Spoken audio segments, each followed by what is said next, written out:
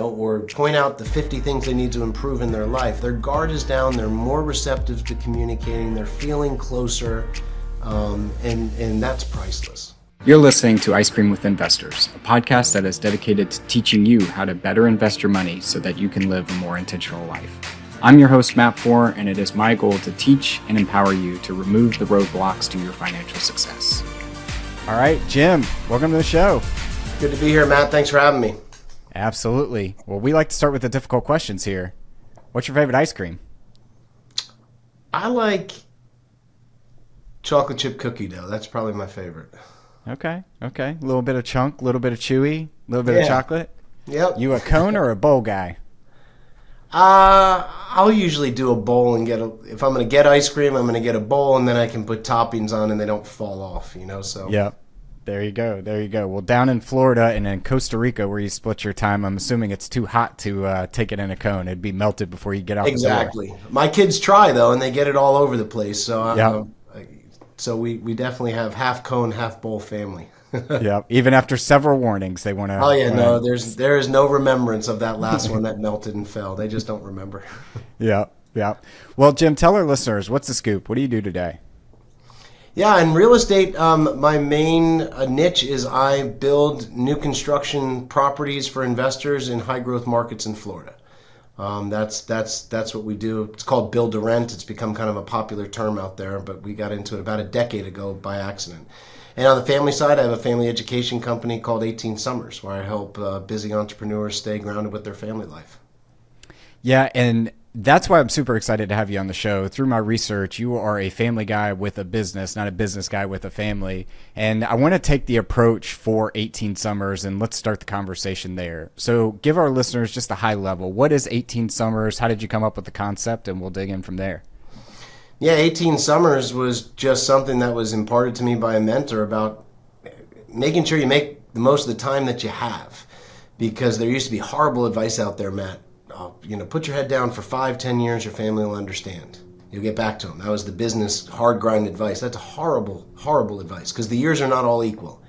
And actually, 85% of the time that the average person will spend with their child comes by the end of the 18th summer. That's a stat. And if you're not intentional, you could miss that. And if you miss that, the odds of them wanting to come back for more later in life are very low. And I didn't want to get caught up in that. And, my own family life had quite a bit of, of rough beginnings, I'd say, and I wanted to make sure I didn't mess it up. And that's where 18 Summers was boredom, and all of a sudden it became a best-selling book, and then retreats that, again, just bring entrepreneur families together that have the goal to not only succeed in business, but succeed at home. Yeah, so you mentioned having a difficult journey through your family life in the beginning. Talk to us about what does your family look like today? Yeah, so we have 5 kids now, ranging from almost 2 to almost 20. So we have quite a gamut. But my family life didn't start off as the normal family life. Many years ago when I met my wife had gotten married young, out of college to a high school boyfriend, ended up being a horrible situation, alcohol and abuse. She stood up for herself, got out of it, and got full custody of her 2 young sons. And I met her a few years later. And I fell in love. Her and I were definitely a fall in love instantly type connection. And I fell in love with her and the other 2 almost right away. And the boys and I hit it off famously. But at the same time, Matt, they had trust issues. From things they had gone through, things outside of my wife's control that she definitely, tried to prevent. But they had trust issues, so we had to overcome those, and so I started to spend these one-on-one days with them that started to become known as Jim days, and then once they asked me to adopt them about a year later, Dad days, and then called board meetings, and that's where this simple concept came up, which 18 Summers kind of revolves around, was giving quality time and prioritization to my family. And I didn't want to write about this, Matt. I was a real estate investor. I'm not a family psychologist. I'm not a therapist. But the results that I got, especially with my older son now, you wouldn't recognize the kid of today. With his own charter fishing business, before his 20th birthday, and in his zone, doing great. But when I came into his life, he was He was, and I give him the credit, but when I came into his life, he was failing school. He was put on the spectrum for autism, which, I hate that word, and he was suffering every night from night terrors. And those are horrible things where your kids wake up screaming for hours at a time. It can be really hard on both you and the child. And within a year of doing this one simple strategy that I know from my friends at Front Row Dad, and that things changed. He went from failing, he got the most improved student of the third grade award.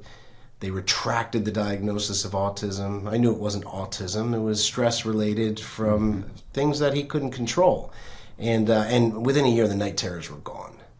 And the whole thing I learned about that, Matt, and I think you said, and I know I give my buddies over at Front Row, I know they've really, landmarked that and said, be a family man with a business, not a business man with a family. There is a time for medication and therapy. I don't want to get you wrong. Those things can be important sometimes, but that's not what my son needed. He needed just a really good, positive male role model that spent quality time and he felt safe and appreciated with. That was it. And so we got those results without therapy or drugs. And I started to share this story with a lot of discomfort. I mean, you got to remember, we're not talking about a perfect family start. First of all, it's hard for my wife to discuss, what she had gone through. Now, she's leading unbelievable women out of issue, which I'm so proud of. I didn't want to share this. This wasn't something that I wanted to, but I'm so glad I did, because this pushed me. And then all of a sudden people started discovering, say, talk about these days. What are you doing? And then all of a sudden we started hosting retreats. And for years we hosted retreats with other families coming in. And I think it was important, Matt, because there's a lot of places you and I can go to really hone in and hyper focus on how to improve our business. But there's not a lot of places where businessmen can go to really have a set agenda to improve their family. And that's why I think our simple strategies and our retreats work, because there's just not a lot out there that really focuses on that. Yeah, I want to get into this family board meeting and the concept behind it. But before we get there, you and I share a similar background in the sense of both of us have stepkids, bonus dad kids, whatever we want to call it. How old were the two kids? 7 and 5. And now they're almost 18, almost 20. Do you think it was easier because they were younger to be introduced into their life? Talk us through that transition process.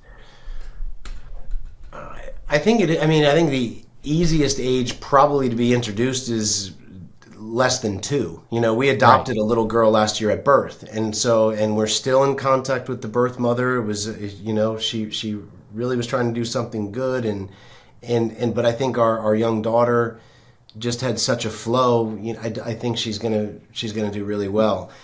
I think it's definitely easier at that middle age where I came in than the teen years, because at that age, and when you're 5 and 7, what are you always talking about? Oh, my dad can climb skyscrapers. My dad, Yep. You're just always talking about silly little things that a little boy talks about.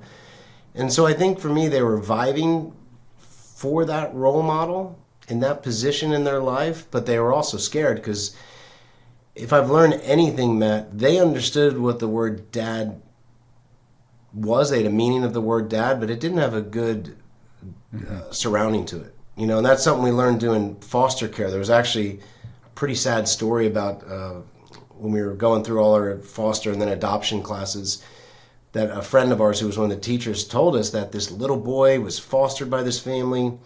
They decided to adopt him, and they and then they returned him in a few weeks later. They returned this little. I think he was 6. It was in between my 2 boys' ages, and my wife and I are horrified. We're like, "What do you mean they returned him?" They said, "Well, the father was very offended that he would not call him dad." And the whole thing was, that word didn't have a good surrounding to it. So he was actually giving him a compliment, not saying that. And so with my boys, it didn't even come for about 2 years. And I just kept always saying to them, well, what are we supposed to, what do we call it? I said, you call me whatever you want. I'll love you just the same. And then they decided. I think that's one thing that we've said from the beginning is like, it has to be on their terms. If they ever want to say that and call me that would be great. But if they don't want to, I'm still going to love and be there for them the same. But how did you, so I think there's this stigma out there that the male has to come in and be the male presence and be the man in the relationship and in the household, and can kind of be overbearing for kids in that age. Did you all have a certain strategy that you tried to approach introducing you to them, talking through moving in together, all that sort of stuff? Yeah, I think we just had such a currency of fun that we got along so well, that made it easier. But again, I didn't force words. And also something that I never did, and this is really important for anyone listening, at 5 and 7 or teen years, no matter how much it may be warranted, if you start to talk shit about the other party, all you're doing is dumping that toxicity on the child. And they start to take it on, and they start to feel guilty, and they start to feel a load. And that's, Matt, I've done a lot of things wrong, that's for sure, and imperfect, but that's one thing I did really well. Yep. What I did make clear was, look, there's been some things that happened before I was here. I want to let you know that they will never happen again. I'm here for good. You never, ever have to worry about that again. I'm here for you. Mom's safe. You're safe. I got your back 100%. You never have to worry about that ever again. And that was enough. And that's all I had to bring them in on, and anything else that had to be, taken care of. But I never spoke shit, Matt, about the other party, because that's a recipe for disaster that I hear a lot of people say. It never ends well. It just never ends well. That, and I think, like, I've read a bunch of studies that talk about the child at that age can't separate themselves from their biological parents. Yeah. So they kind of think that you're talking about them when you're saying that. So, I mean, our approach has always been, I'm going to be present. I'm going to be fun. I will say yes to them when they want to do fun things. Like we run sprints. I chase them around. We play tag in the morning and all those sorts of things. And I've never once said anything bad about their father, but I know through them that their father has said bad things about me, which now that we've kind of been in this for a little bit, we talk about, it's almost like put me up on a pedestal because it's like, well, wait a minute. 100%. Mr. Matt's the fun person. He helps us out. He loves us. He shows up for us when you're never there, but you're saying bad words about him and all those sorts of things. So anybody that's going through that, I think we both agree, don't talk smack about the other parent. Yeah, a family therapist that's friends of ours said, keep your mouth shut and let someone who has lower values hang themselves by displaying them. Right. And that's, so I could care less what was being said about me, because they start to form their own educated opinion. And how loudly does that one observation scream, saying, well, hold on, they're not saying anything about it and they're showing up this way. You're saying a lot about it and showing up this way. It doesn't have to go much further than that. And I know that can be really hard. And there could be a time and the place down the road. I mean, now my oldest sons are almost 18, almost 20. We've had some very serious talks. They understand now, things that I put very clearly to that. But I didn't bring them in on that at age 5 and 7. You know what I mean? And nor did I do that. And we left the door open if they wanted to see. And they chose on their own not to. And again, that's just, there is a free will there that can be pretty scary, Matt. I got to be honest with you, because you don't know if you're going to get rejected or bring something in, and there's, been such awfulness. But kids are pretty smart. And if you hold this core values that are strong, I think you can overcome anything. And now, at this age, I mean, I can't even believe, from that first front row dads, I mean, that was, I don't know, a decade ago. So we're talking about two young men that I can have very, very coy, straightforward conversations with. So there's a lot to look forward to for people who are out there listening to this, if you do it right. And how do you show up? I can tell you, I show up silly, overbearing, annoying dad jokes, but sober, and and always trying to support their gifts and passions without doing the push-ups for them. And there's just some key things, I learned through the masterminds at our retreats that I try to put into practice. Again, not with perfection, but, families like ours, I think they can be 10 times more rewarding. Because you start at a different point that wasn't necessarily easy, but then the achievement is that much greater. Yep. And I try to remind them too, like, I chose you to be a part of our family. Like, I chose to be a part of this. And even when we just recently got engaged like 10 days ago, and that's congratulations. Their little note. Thank you. And their note that I wrote to them that I hope they keep forever, it's like, hey, I chose for you to be a part of our family and for us to be a family together and all those sorts of things. And I hope they kind of remember that because they will. Look, tough. I can tell you on these one-on-one days, these one-on-one days, as you know, are not about lectures.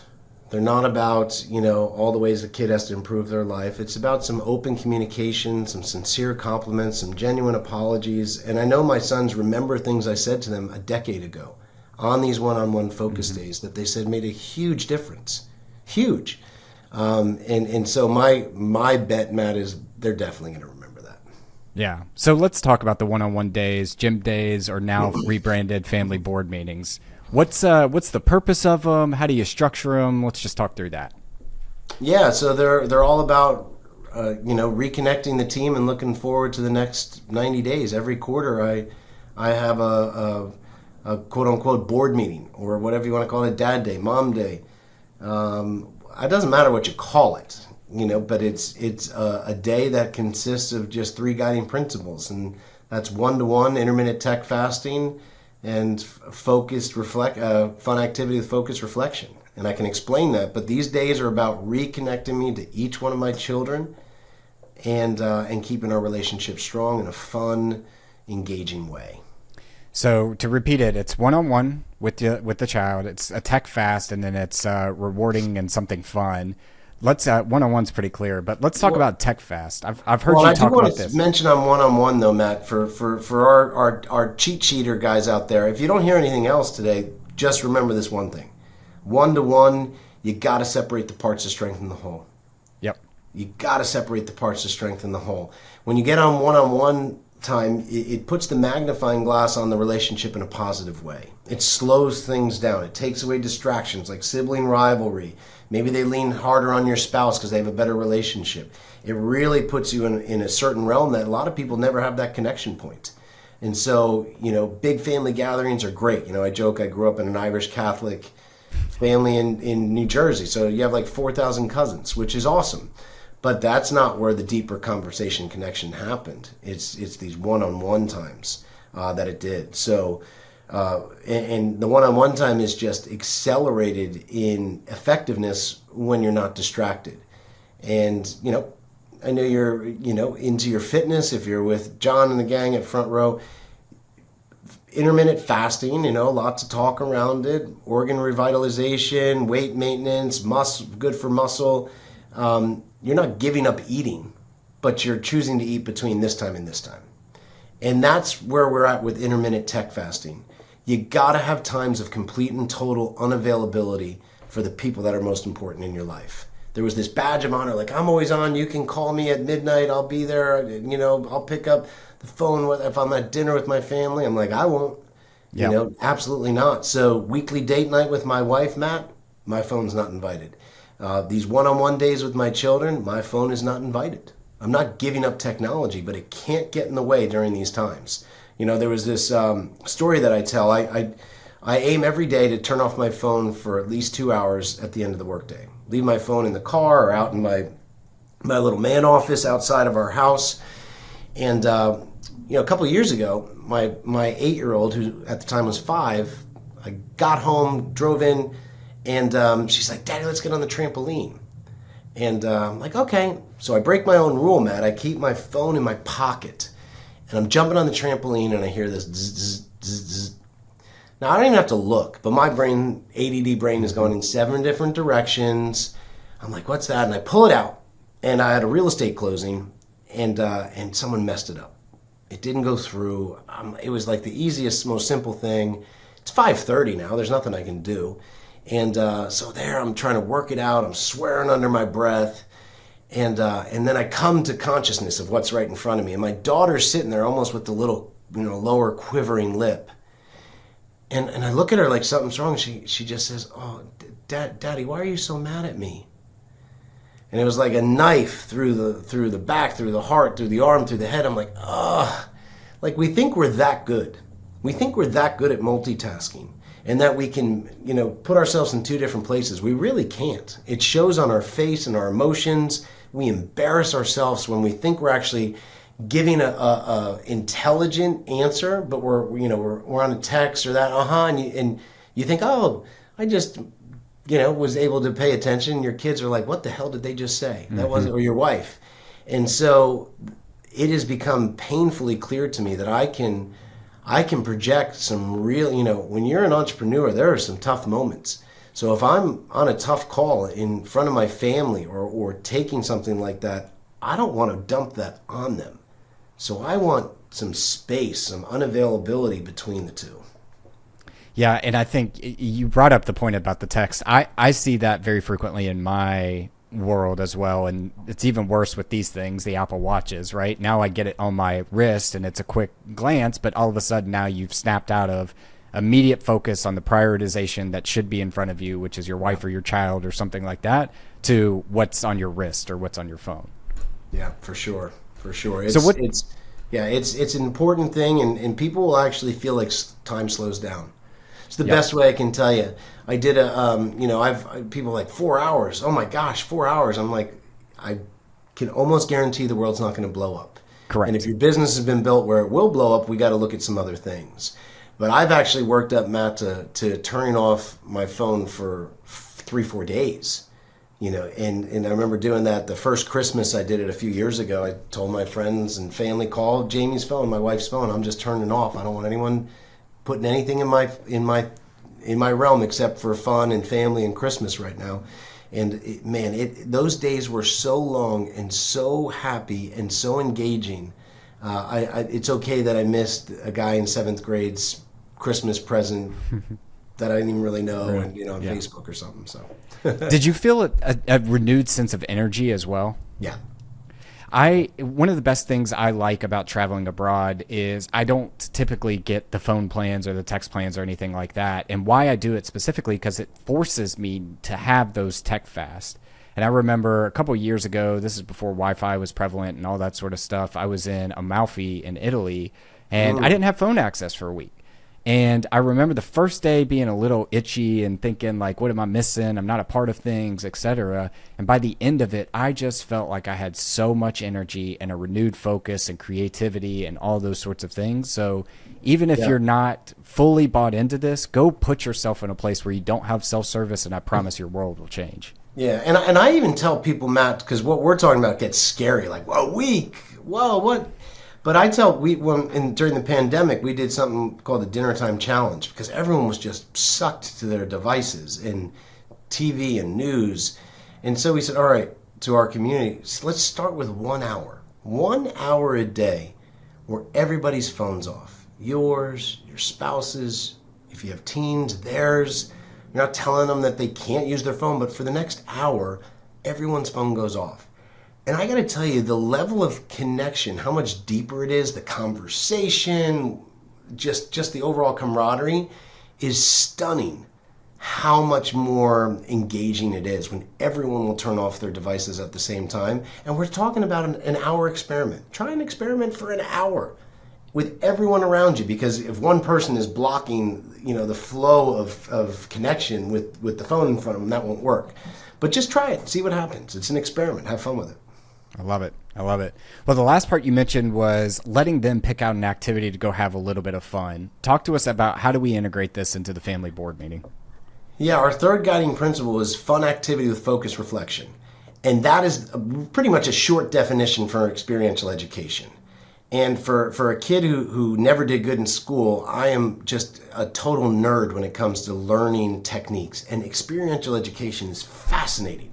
How engaging it is and how much you remember and recall and can pull upon and the depth of it and actually, putting it to use. So I love experiential education. That's why we've always done retreats and, been involved in things where it gets you out in the trenches. And with our children, fun goes a lot further than lecture.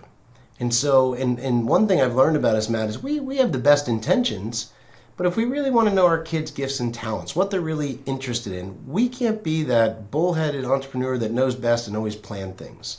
And I've always say this joke, like if you and I like football and you drag them off to a professional football game and you're all proud, you give yourself a little punch to the arm, like, yeah, this is great. But if you ask the kid, they're like, I don't really like football, but I went. Total game changer when they plan the day. Now you're going to start to see their gifts and talents. Now they're going to have ownership, and they're also going to say, wow, I can plan it, and you're going to go all in. It really gives them an excitement. And my oldest son, like I just talked about, well, Matt, I'm a surfer. I'd much rather surf than go fishing. And I like fishing, but if I have 10 choices to go surfing, I'll choose surfing every 10 times and not choose fishing. But my son loves fishing. So he would always pick to go fishing on several of these one-on-one days. And now he owns his own charter fishing business.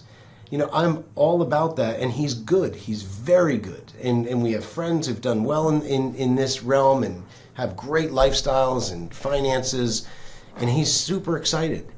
And I'd like to think if I had ruined it by saying, let's go surfing, let's go to this, letting him pick the day goes all in. With my daughter, I've had more princess parties than I want to admit, on this podcast. I'm not the prettiest princess, but she gets so excited. And when you do go all in on their terms, Matt, first of all, the guard goes down. There's more decompression, which opens up communication, and there's a bigger level of trust. That's the currency of a child. Going fun, all in on their terms is really exciting, something they care about. And that's where you can have those focused reflections at the end. And a focused reflection at the end is just communicating. Hey, what was your favorite part of today and why? That's the opening question of experiential education. And you'll be amazed how much that can start to open up some conversations. Not every time. This conversation might only be 5 minutes. Other times it might be an hour and a half. And it varies every time. But I'll tell you what I've learned, Matt, in this focused reflection period. This is where, against my pig-headed ego, where, we keep our guard up, we're raised in certain ways, this is where I've had the courage to give some sincere compliments and genuine apologies. And I can't stress to people enough, if you have the courage, especially as a male out there where it's kind of frowned upon and even we've been given an immunity. Entrepreneurs, we're almost immune from apologizing. You know how hard I'm working? You know how many businesses? I'm running 2 businesses doing this. Yeah, I might have been short and impatient or not shown up. I get immunity. And you don't even offer an apology. I mean, that's crazy. And I talk from this from again, I'm my own experiment here with this whole 18 summers, and I've done it wrong before. But I got to tell you how far an apology goes. And not just for me, for other people. Hey, I know this divorce has been really hard on you, and it's not your fault. You didn't have anything to do with that, and I know there's been some pull back and forth and just some really uncomfortable moments. I just want to say I'm sorry. Man, does that go a far way. Hey, you know what? I've been working a lot more than I usually do, and when I've been around, I've been a little distant and in my head and short and impatient. That's not fair to you, and it's not because of you. I'm sorry. This is recognition, and it takes away giving ourselves immunity. That's the stuff that a 7-year-old will remember, and when they're 17, again, I can say now with an almost 18, almost 20-year-old, I didn't have those rebellion years. I just didn't have them. We were way too open, and there was a level of respect.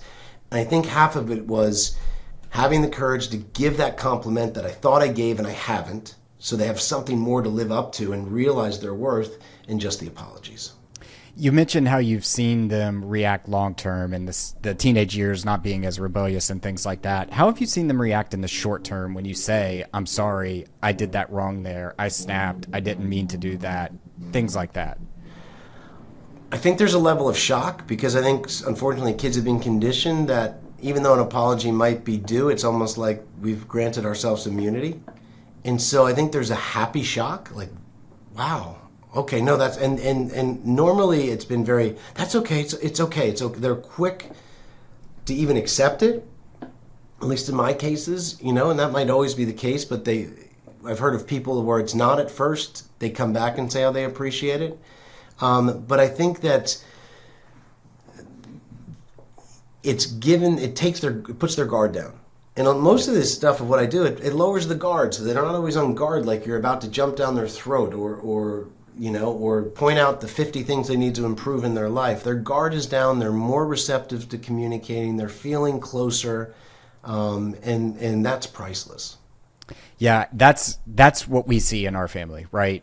We are very big on apologizing when we as the adults make a mistake. Like we drop something, we throw away their toy, we do something stupid like that. And what I've seen is we're going through a transition right now with our oldest, who is really just naturally good at a lot of things.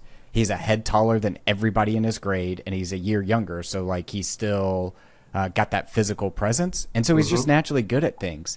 And so he thinks like, oh, I can't go do these things because I'm not good at them. And we're trying to show him through apologies when we make mistakes, acknowledging him and things like that, that we, even as the adults, the superhumans, can make mistakes as well. We've seen him step out of that shell of being okay at being bad at things too. So I was wondering if that was something that was new to us or if that's across the board. No, it gives them more confidence, like you said. And it shows... The one thing I can tell you when we give compliments, and I love to say like one of my sons and one of my daughters is an incredible artist. I'm like, I don't know how you guys do that. I said, that is incredible. I could never draw like that or paint like that. And it's true. My wife's very talented. I'm not. So I self-deprecate myself a little bit, honestly, and then give a very sincere compliment. So I think there's just an honesty there that they really appreciate. And again, you're building confidence then, which is so key. And, if you've read my book where I talk about my 6-year-old when he said, we've been doing these board meetings for about a year. And he said, Dad, have you ever been afraid? And I was completely ashamed of myself. Because if I was putting up this image where a 6-year-old is thinking like, I've never been afraid, how is he going to live up to that? Mm-hmm. I remember what I was like at 6. I'm like, oh my gosh, buddy, when I was your age, and let me just list them off. But if he's thinking that, then this Superman complex is not a good thing, because our kids think they can't live up to that. Well, I don't have anything in common, with my dad. He's never been afraid. And it's not true. Why would you want to put up a false flag of who you are and how you've become who you are? We do it for pride. So it's something that you really got to watch, and I understand sometimes apologies, Matt, cannot be, well, I'm sorry you were bothered by that. The backhanded apologies, not a good idea. But with I think it's a trickle down effect, and you're going to see that on the journey you're about to go on. It's got to be you and your wife first, and then the kids. It's just you have to stand together. And our kids watch my wife, Jamie, and I apologize to each other, and we still have disagreements, setbacks, but they see us apologize, and that will take a 10-minute issue and keep it a 10-minute issue instead of a 4-day debacle. Mm-hmm. And man, it's so much easier to give a sincere apology to do a quicker recovery, and life's going to be more enjoyable for everyone involved as well. Yeah, I think what you're talking about is focused on kids right now, but so much of this is applicable to how you handle relationships in your general network as well. I love that idea. Like, we can keep this a 10-minute issue or let it go on for 4 days. I'd rather keep it a 10-minute issue. How do you handle the objection that, hey, that's great, Jim, but you're super successful. I can't. What if my kid wants to plan something that's way outside of my budget or just not doable, et cetera? How do you talk through that? I've faced that question so many times, Matt, and there should be a piece of relief out there for people who are just starting out and maybe they're not in a financial position. And, I wasn't in this huge financial position 12 years ago. I mean, I had survived the '08 meltdown, barely scraped the grounds of bankruptcy, survived, protected my investors, but man, did that take a hit to my personal financial well-being. So it's not like I was rolling in it when I started with my 2 oldest boys. But the thing that should give encouragement is, man, I can't tell you how many times it's been less than $10. And, going to the beach is free. Going up the lighthouse was like $3.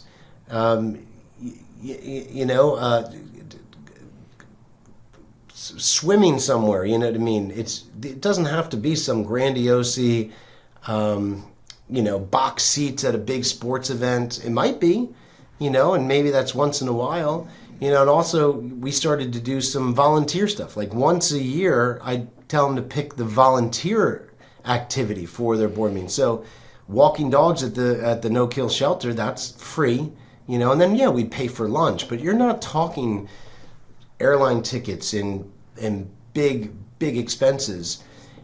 That's not normally what kids ask for. What I've found is a lot of times the kids just want your focus, and it doesn't have to be something expensive. And then if they ask for it, there's compromise. Well, no, we can't fly and go see your favorite team, but hey, there's a college team nearby that the tickets are $12 and not an airline ticket and $2,000, and so there's compromise within the same realms. Fishing doesn't mean you have to go out on your own private charter boat and go out deep sea fishing. For me in Alden, it was a little bit of bait right at the bait shack at the end of the pier. Getting on the pier was $5, and we had our own rods. So, this is something that a lot of newer people think, if I don't have money, I can't give them a good experience. That's just not true. Yeah. We give lists now with the new book that came out of things we've done. Some will cost money, others will not. Yeah. I love this idea too of like your expectations are probably not your child's expectations. They've never tasted Wagyu beef. They've never gone to a Michelin star restaurant. Like they don't even know these things exist. No. So when we do our yes days, as we call them here, it's usually like canoeing down the Harpeth River here in Nashville, which to your point, it's like $20, which is not a whole lot of money considering that the value you'll get long term. Exactly. And that's where people, it's funny, before people start on doing kind of our family rhythms, especially this one, the fears that they have, I understand why they have them, but I'm very happy to report they're normally just phantoms. They put so much, and that's, I think, before you really go into a business, you're like, oh, this is going to be really tough. And you're like, gosh, that had nothing to do with my business, or very little. As kids, I think, what's the joke? I thought that, quicksand and anvils falling out of the sky were going to have a greater effect in my life. They just haven't, so. Do you know how many conversations we've had about quicksand in this household specifically, and piranhas? Man. Piranhas are in every body of water you've ever seen over here. Exactly. So exactly, you're not going to run into too many piranhas in the Atlantic Ocean, right. Or right where we are. But I thought we would. That's for sure. Right. Quicksand and piranhas, definitely. So there's a lot of quicksand and piranhas in people's heads when they're starting to connect with their children because it's uncomfortable. And look, Matt, especially for guys like us, this is a very vulnerable thing. We're stepping in. I still don't have a complete grasp of where I'm stepping in. I'm so glad I did. What's my part? Who am I? Am I important? It used to be hard for me to admit that, but it was there. And so we're worried the child's going to reject us. And that's a pretty, that's a pretty vulnerable position to be in. But I'll tell you, it's worth it. Take the chance. I said that to a front row dad the other day. I'm like, it's the most difficult, challenging, and fulfilling experiment I've ever done in my life. I would agree 100%. Jim, this is a real estate show, and I want to be cognizant of your time. I got to squeeze out of you. What are you doing in real estate these days? And talk us through a little bit of that. Yeah, so I got started in real estate 24 years ago. First property I ever bought, Lompoc, California, 3-family house, $152,500. I remember the agent calling me, and I started hyperventilating in my rental apartment because I'm like, how am I going to do this? This is crazy. So just like anyone, I started small, went into rehab and foreclosures, got out of California, came to Florida, and was doing rehabs here, and that's when '08 hit. And by luck, we survived the '08 meltdown. A lot of people went under. We were able to hang on. And by hanging on, there were so many great deals that we went into bulk foreclosures, but then those dried up about 9 years ago, or at least for the numbers we wanted. So my now building partner and I, who had done deals back and forth, said, hey, what if we built our own properties instead of, trying to find old properties to renovate. And that was the start of our build to rent venture. It was before the word build to rent was ever around. We were doing build to rent before it had that term. And now, that first year we did about $3 million in new build properties. Last year we did $185 million in sales. So we've been able to scale the company to a great level. We went from one market to about 12 different markets in Florida. And so our job, our service is we build portfolios for busy professionals in new construction, high growth areas in Florida. People who want to take a lot of the uncertainty and the research and the extra headaches out. We do that, learning off the coattails of all the mistakes I learned for the first 15 years. But build to rent is my focus, Matt. Single family, duplexes, quad, so all residential real estate. And we do it in volume for ourselves and our investor clients. So you're not building to rent like subdivisions. You're just building like a quad, for instance, and selling that off one-to-one to an individual investor? So we build some communities. Like we do work with some of the larger institutions and family offices, and we'll build them a whole community. But a lot of times we'll build what's called infill lots. So it's an established neighborhood already with a lot of great ratio of homeowners to renters, which I was always taught is an important thing. So we'll buy the extra lots in there and build a single family, a duplex, a quad. And again, there's a great ratio that way of owners and renters. And we'll also build, like the largest development we ever did had 1,000 units, right? 1,000 lots. But what we did is we sold 850 of the lots to national home builders, so they'd build their nice properties all around us, and we kept 150 lots for ourselves to build our build-to-rent properties. That way, again, what I've been taught is, I don't like all investor-owned neighborhoods, Matt. If I can avoid them, I like to have that home ownership and renter kind of ratio to it. Yep. And this is very similar to how I got started. My first buy was a townhome that got built actually like 15 months, 16 months before I purchased it. There was one homeowner in it, so it's a little bit new, and since I wasn't buying directly from the builder. But essentially, like, I've had one issue on that property in 8 years. Now, is it the best cash flowing property I own? No, but it's gone up tremendously in value, and I've had zero issues and zero headaches with it. So if you're a busy professional, highly encourage you to kind of look at the space. Yeah, and that's why we went into it. I'm sure Matt, being what you're involved, the 3-year curse. We call it the 3-year curse. With old foreclosure homes from the 50s and 60s, I can do a new roof, new heating and cooling, new plumbing update, kitchens, baths. But I knew after 3 years I was going to have to start upping my budget for maintenance and repairs. It's just how it was. And now being over 9 years in on the new construction model, we haven't seen that 3-year curse. And that was really important to me for my properties, for our investor clients. We don't want that uncertainty. We don't want, we think, oh, the price is right, so I'll take some deferred maintenance. But what I've learned is deferred maintenance always comes back bigger than we thought it would be, and it comes at the exact wrong time that we don't want it. As someone who just had one of those, I can definitely appreciate that comment. And I own old homes, so I do it both ways. But doing a few thousand rehabs versus new construction, I don't do rehabs anymore. Let's just put it that way. Yep. Well, Jim, I want to be cognizant of your time and switch us now to our last round. We call this the 5 toppings. Our first one is, what is your favorite book, or what is a book you've read recently that's given you a paradigm shift? Someone just asked me that this morning, and just thinking about my sons, we all like The Alchemist. I have lots of favorite books, but that's a really good story form for people who are like, oh, I don't have time to read, or I get bored. That's a great story form that I really enjoyed. I also really like, for the wealth side, the Richest Man in Babylon's a classic as well. Yeah, The Alchemist actually doesn't get mentioned a lot during this segment, and I do agree that's a fantastic book. Our second one is, I believe that the person you become 10 years from now is directly correlated to the habits that you have and the things you do every day. What are some of the habits that you have every day?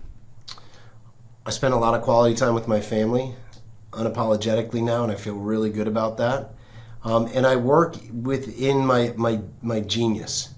So my habits stay within my genius. I don't try to do everything anymore, Matt. I'm very honest. I took inventory about 6 years ago of what I'm good at and what I'm not.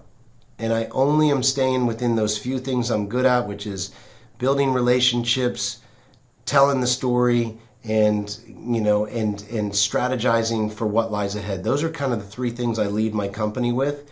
we don't want me in any other areas. So I just focus on those things because God forbid you hand me paperwork, it's going to be crumpled up in the back of my car.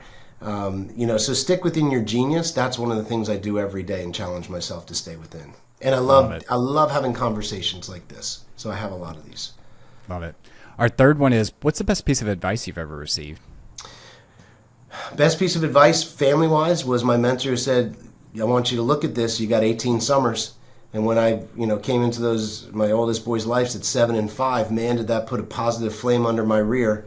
Great advice for the personal side. The business side, as a real estate investor, if I'm going to be really good and on the inside track and be one of the masters, not a dabbler, you should be able to say your niche within one sentence. And that sentence can change, as mine has. But, right now, like when you said, what do you do? I said, I build new construction properties in high growth areas in Florida. That's it. I mean, that is my focus. And that was really good advice because I've learned if I'm dabbling in 7 different niches and trying this, I'm never really getting the traction or volume growth that I could if I was focused on one thing. Yep. And that's one thing I'm struggling with right now. So I'm glad to hear that that's the answer. That's the answer. Yeah. Our fourth one is, what are you most proud of in your life? I would say it's, I've just taken a different approach to family life. I don't overlean on traditional education. I want to be involved in my kids' education, and my wife did as well. We take an exorbitant amount of adventures. We've done a lot of service work. I was able to take time out, even in our busiest times, to donate a kidney to my father. I've been given the opportunity to do some really cool things family-wise, and I've actually gone through and done them, and I didn't think I'd have 5 children, and I do now. And so it's definitely been a big part of my life, keeping that relationship strong while I was an entrepreneur. Yeah, really tough to balance too, so I applaud you on that. Our fifth and final one is, if you could sit down and eat a bowl of ice cream with anyone, dead or alive, who would it be and why? Yeah, I would. Someone asked me this the other day, surprisingly. Not a bowl of ice cream, just to have a meal. So ice cream is different and tastier, but it would be my paternal grandfather. My dad's dad died when he was 6 years old. And wow. So I never got to meet him, and my dad barely got to meet him, but he was an incredible man, Irish immigrant, and just had a really cool story, but died young. And so I never got to meet him, and so that it would definitely be a bowl of ice cream with him. Did he come over through Ellis Island? Came through Ellis Island. He landed in New York, and after a few months, he was shipped right back out to fight in World War I. He fought in World War I. There's my sister, right before my dad died 2 years ago, her and my dad put together his diaries from there, which my dad wouldn't look at for years because it was too hard for him. And he just came through these incredible battles. And I don't know how he kept this journal, but we got it made into a book with a historian.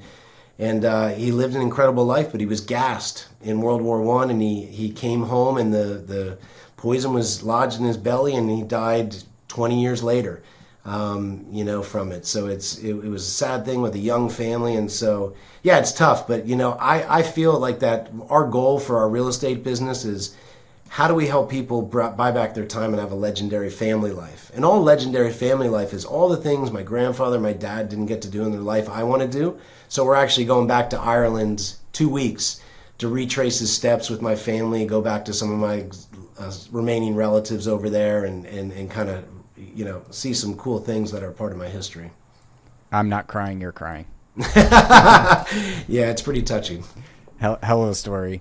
Well, Jim, fantastic. Thank you so much. You've added a ton of value to our listeners. If our listeners wanted to reach out to you, learn more about the family board meeting, 18 Summers, or what you got going on in real estate, where are the best places we could point them? Yeah, if you're interested in 18 Summers in the book, you can go to 18summers.com. It's available also on Amazon, Books, Barnes & Nobles, wherever you want to find it. And for our real estate business, a great starting point is jjplaybook.com. That's kind of my wife and my journey through passive income real estate and how do we build up to what we have and help others do the same. And that talks about our build-to-rent company and the clients that we work with. Awesome. Jim, thanks for coming on the show. Yeah, happy to be here. Thanks, Matt. Thank you for listening to Ice Cream with Investors. If you like what we serve you here, it would mean the world to me if you would like, subscribe, and leave a review on your favorite podcast app.